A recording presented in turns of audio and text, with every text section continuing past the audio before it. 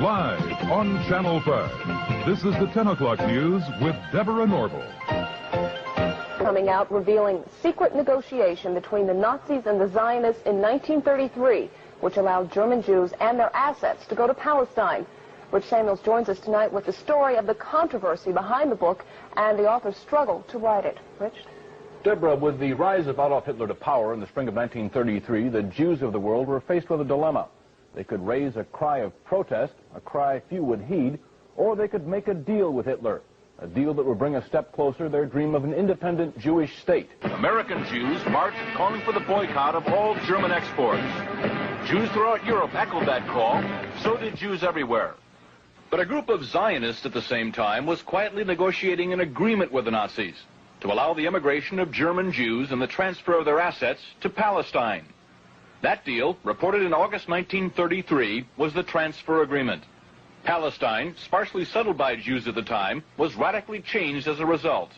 I lived in Palestine from 1933 to 1936, and we saw every week transports of German Jews coming to settle in Palestine. German Jewish settlement of Palestine was, for a time, official Nazi policy.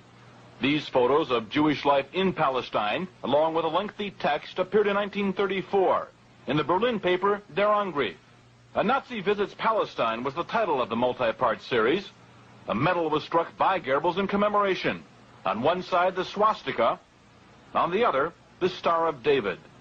Hitler demanded one concession for the transfer agreement, that the call for a boycott of the Reich, raised by Jews here and elsewhere, be rejected by the Zionists. The Zionists made that concession.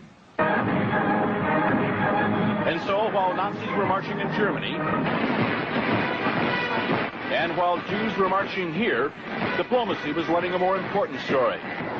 In the Mediterranean, where the dream of a nation-state for Jewish people came a step closer to reality. The story in this book some will find hard to accept. You've never been told what the origin of Nazi is. NA is National Socialism, which was the German Nazis, and in 1923,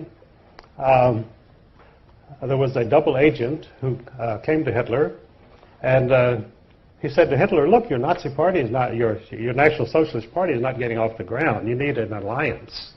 And he suggested that they ally with the Zionist Party.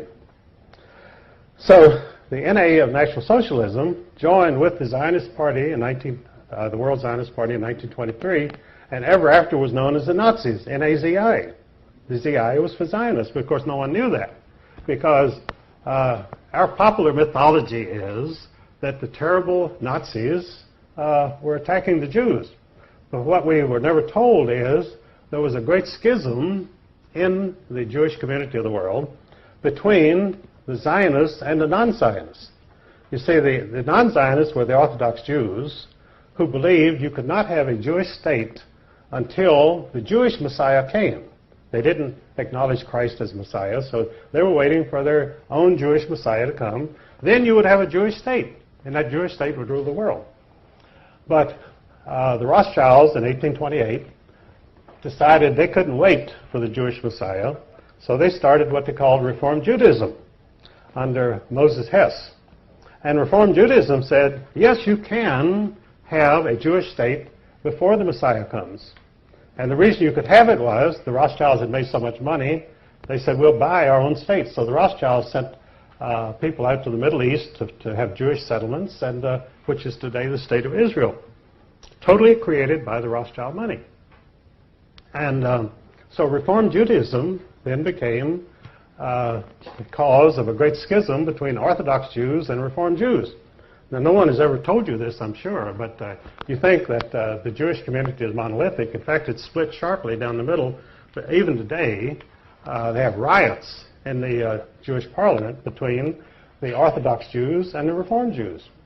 And they cannot agree on anything because the basic premise is a fundamental disagreement over whether a Jewish state should even exist today.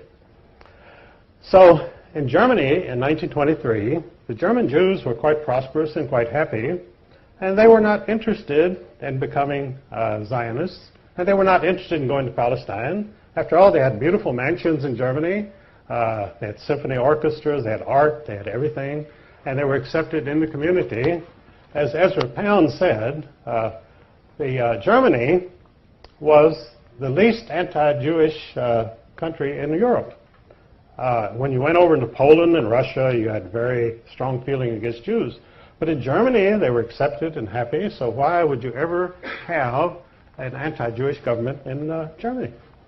And of course, Hitler, allying himself with the Zionists, he said, after all, you're right. He said, we have the same goals. And so he allied with the Zionist party, and the mission of the Nazis was to force the anti-Zionist Jews to accept Zionism. And this is what the concentration camps were about. They put the anti-Zionist Jews in the concentration camps, and they were placed under the direct administration of the Sonderkommandos, who were the Zionist Jews. So the concentration camps were run by the Zionist Jews in order to punish and get rid of the anti-Zionist Jews, which they did. And of course, that's a part of the Holocaust that you're never told, that this was a fundamental Jewish disagreement, which the German people, that Daniel Goldhagen wrote a book in which he said all Germans cooperated in their anti-Jewish feeling and the Holocaust, which was not true at all. The Germans did not even know what was going on, most of them. It's just like in the United States, when we were perfecting the atomic bomb and bombed Hiroshima and Nagasaki, the American people knew nothing about it. It was forbidden to mention the atomic bomb. I was serving in the Air Force at that time.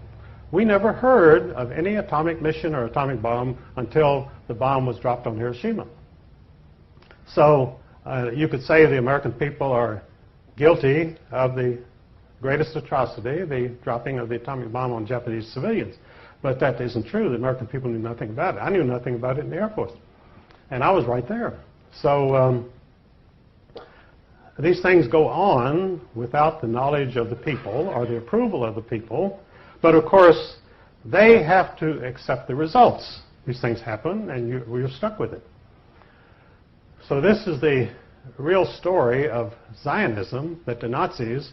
So then, well, if the Nazis had allied with Zionists, why didn't the Nazi party survive? Well, what happened was, in 1945, after the German military was defeated, they brought in the German leaders, the German generals, at the Nuremberg trials, tried and convicted and executed them. They had to execute them because they didn't want them around to testify that about the alliance between the Nazis and the Zionists. So they had to die, and they were executed for that reason. Because, they told about the atrocities that the German generals had committed. But German generals are like any other generals. They don't really commit atrocities. The troops under their command may commit atrocities, but they don't commit any atrocities themselves. These German generals didn't go around shooting Jews or anybody else.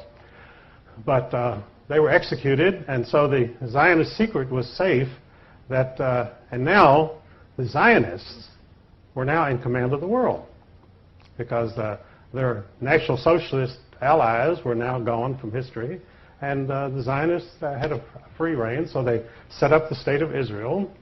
And in fact, some Jews themselves even claim that there should be a statue to Adolf Hitler in Israel because he created the State of Israel, which is absolutely true. Without Adolf Hitler, Israel would not exist. The Jews would still be dispersed and they would have no country. But George Steiner, a very famous Jewish writer, proposed this about 10 years ago. He said, why don't they put up a statue to Adolf Hitler in Israel? Well, they're not likely to. And because there again, the big job of the criminals is to keep the truth from the people. They want, not only do they want you not to find out anything, but they flood you with disinformation. Most of the stuff that you get in the press is absolute lies.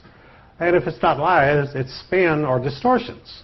In other words, they give you 10% of the truth, and the rest is all distortions. And they demonize people so that you're filled with anger against the Holocaust people who murdered all the Jews in Germany. And people do get very angry because of these things. And they don't even know what they're angry about because they're not told the facts. and never will be told the facts, because the press is totally in the hands of the bankers. Because news is a high-budget, capital-intensive operation. You need a lot of money. You need a staff covering the whole world, and it's a very expensive situation. So the average truth seeker is not going to start his own television station or newspaper, because he doesn't have the $100 million that you need to even get it off the ground. So we're reduced to meetings like this, which are very good. And we also, God apparently was merciful on us, and he gave us the internet. Because in fact, in the States, we had this total monopoly of television by 3 television networks, which were all controlled by Zionists. And so along came cable, and suddenly we had all news stations and all sorts of controversial programs coming on, which of course the 3 Zionist networks would not touch with a 10-foot pole. And the result was they were left behind. They had 100% of the television audience. They now have 30%, and it's dropping every year. In fact, it's probably less than 30%, but they're cooking the books in order to maintain their advertising revenues to give a totally false picture.